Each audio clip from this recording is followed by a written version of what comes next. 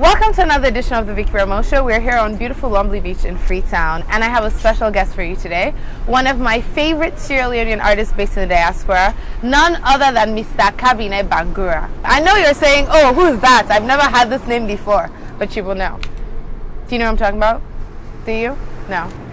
You might also know him as JayArr, who a couple years ago released the Born Sierra Leonean, which every Sierra Leonean, whether you do Salon or you do overseas, I know you know that song. So we have JayArr, aka, what I'm not being a real name, Booyah, Mr. Kabine Bangura on the Vickie Remoe Show. Welcome to the show.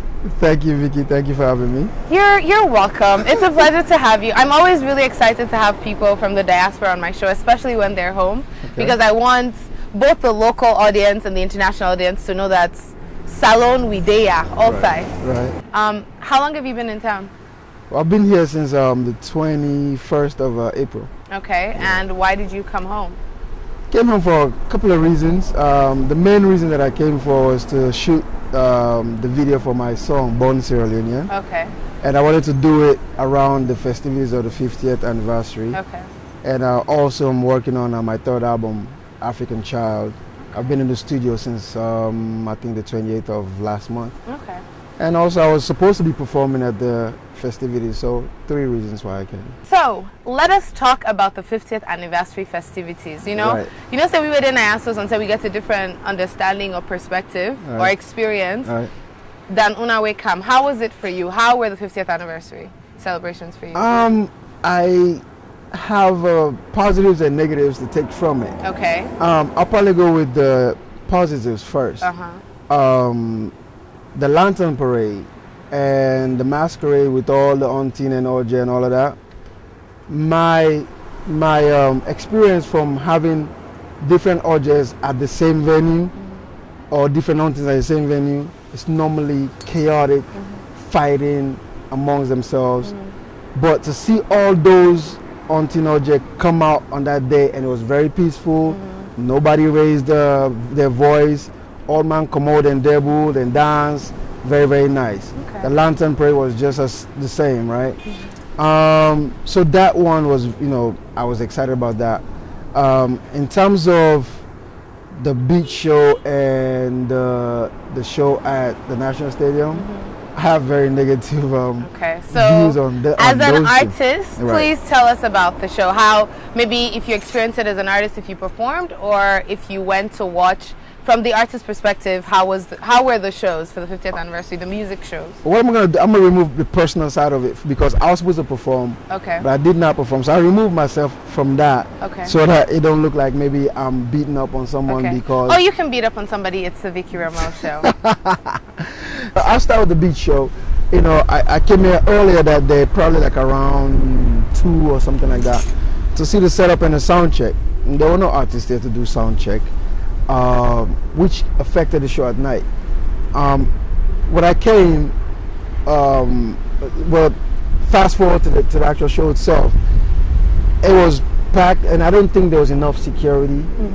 I don't think there was any plan for that kind of crowd that came that day for the, So that was part of the problem, which in the end affected the show because people were trampling on cables, which affected the sound. So the crowd being just too much. So the people that perform, the sound that they go out, there's only the stage monitor. So if you did before the stage, but if you're not there, So that's one problem. My biggest issue that I had is, and I said this before I even came to Sierra Leone on Facebook, is this is Sierra Leone's independence.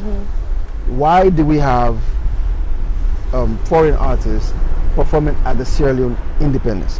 I have no problem with bringing foreign artists to Sierra Leone in any other period, at any other time. But our 50th, it's not just our independence, it's our 50th. Nigeria did not invite. No, they did not. They did not invite any foreign artists to their 50th. Why did we have to do that? Okay.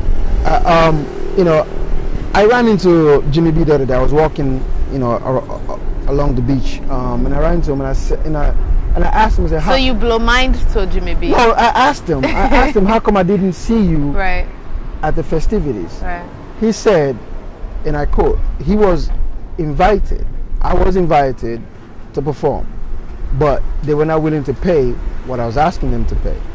Because in a local artist. Because in a local artist, you know, I'm not going to call the amount that you mentioned, no, I understand. but it's peanuts compared to what I think they pay these people. So basically, Jimmy V told you that he didn't perform because they didn't offer him what he was asking for. Right. So why do you think that the producers or promoters of the 50th anniversary show kind of felt like they not get money for pay local artists, but then get money for bring international artists? I don't know if not respect the nugget for the local artists, or you know, it's probably. I'm actually disgusted when I think about it because, you know, Jimmy being so small, you understand. The one that really got me, you know, got my blood boiling is when you have artists like Bonnie Mac, Kimasco, Steady Bongo. So like Colin old Spratt. Sierra Leonean legends. These old are legends. school These are musicians, people right? that if music is where it is today in Sierra Leone, those are people we have to thank for it. All right. When you have them at the stadium and you have them backstage, and on prime time you have Weez Boy or whatever his name is, the one we sing Screensaver. Oh, okay. He's from Nigeria. Right. Okay. When you have him and you have Timaya on prime time. Okay. What do you mean when you went? Oh, okay. With the president there. Okay. You so have them what on you're stage. saying is that while the president was present and basically all the dignitaries were seated at the World Show at the National Stadium, they didn't let the Sierra Leonean performers who would you expect to be on the stage, legends of Sierra Leone music. the foreigners them in the perform. Right. I so see. you have those people perform, and then after we Timaya don't perform, right? You get 45-minute break. Where I think his name is Bambino or whatever, the Guinean artist. He took 45 minutes to set up his set, you know, for letting him do sound check and all of this stuff, right? And then perform for another 45 minutes, and you have Bonnie Mac sitting backstage. I was incensed. I was mad. For those people who don't know who Bonnie Mac is, can you remind us? My sweetie, my sugar, yes. You know, which has been recently remixed by Wale, who is, you guys will know. You know what I mean? So this man is sitting backstage, waiting to go on stage. And you have this guy performing. I actually videotaped the audience saying, "We don't want to see no more foreign artists. We want to see real salon artists." You know what I mean? And I'll post that on Facebook when I get back home. But why?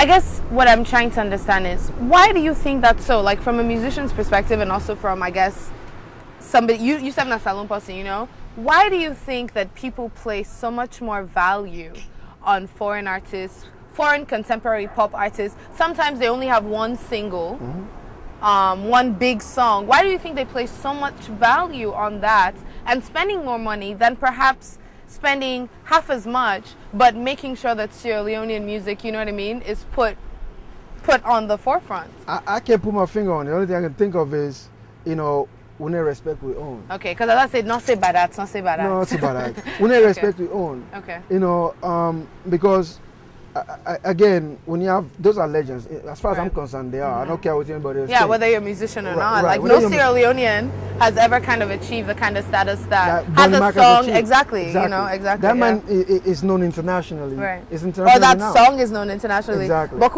other African people, then Ghanaians, then he always mistakes it and then get his sing. I'm like, no, wait. Don't get it twisted. Now we get that. So yeah, no, that is true. I never put my finger on it because that's it. It's just a matter of no respect because they take you for granted. Yeah, because you now Sierra Leone will feel like, say, okay, well, you know, I see him all. Oh, you know what? Actually, this guy mentioned it. DJ mentioned it to me the other day. Okay. I was in the studio, and he was sort of arguing with an artist. That is, they tell him, say, how come I need to promote your music when they play Tima and this and that when I don't even sabi them? Who sabi? Right. It's I sabi you. That's why you need to pay me for that playing music. Oh. I swear to God, I'm not making this up.